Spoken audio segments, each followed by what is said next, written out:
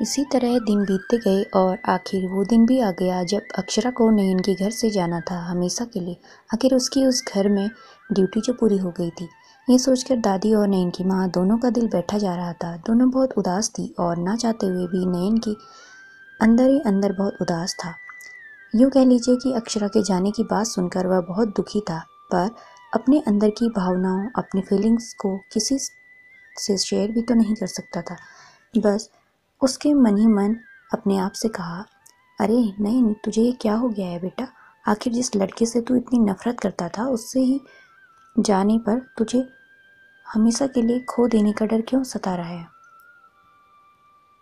तुझे तो खुश होना चाहिए कि वो नकचढ़ी तेरे घर से हमेशा के लिए जा रही है। कहीं तुझे उस लड़की अक्षरा से प्यार व्यार तो नहीं हो गया? और इस तरह के तमाम थॉट्स नयन के दिलो दिमाग में आते हैं और वह बहुत परेशान होता है। अंदर ही अंदर खुद को बहुत अकेला सा और अधूरा सा फील करने लगता है और खुद के दिल को समझाने की कोशिश करता है।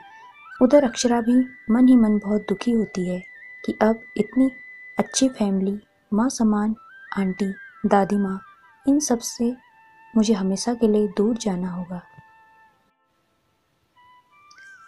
इन सब की मुझे पूरी तरह आदत लग चुकी है और शायद इन सबको मेरी भी आदत लग चुकी है। और फिर वह नयन के बारे में ना चाहते हुए भी सोचती है। उसे नयन के बिना उस घर से दूर जाने में अधूरी सी लाइफ लगती है। अक्षरा भी नयन को मन ही मन चाहने लगती है, पर उसे कुछ समझ में नहीं आ रहा था।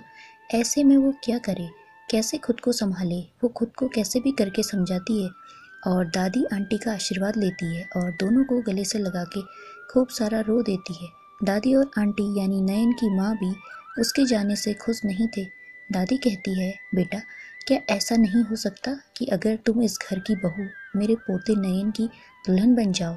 बेटा देख, तुझसे अच्छी बहू और नयन के लिए एक अच्छी पत्नी तुमसे बेहतर नहीं हो सकती। तुझे इस घर को पूरा अच्छे से एक बहू बेटी की तरह संभाला है।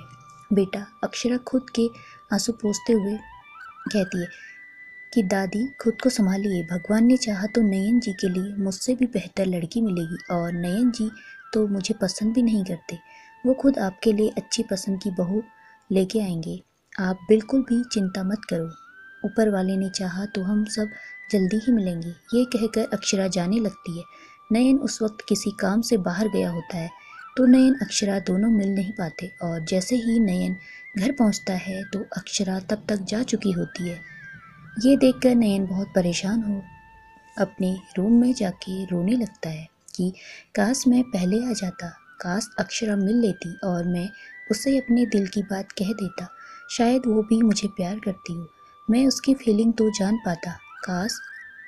और इतने में उसके फ़ोन पर एक कॉल आता है जिसमें कोई बोलता है, अक्षरा का एक्सीडेंट हो गया है, वो हॉस्पिटल में एडमिट है।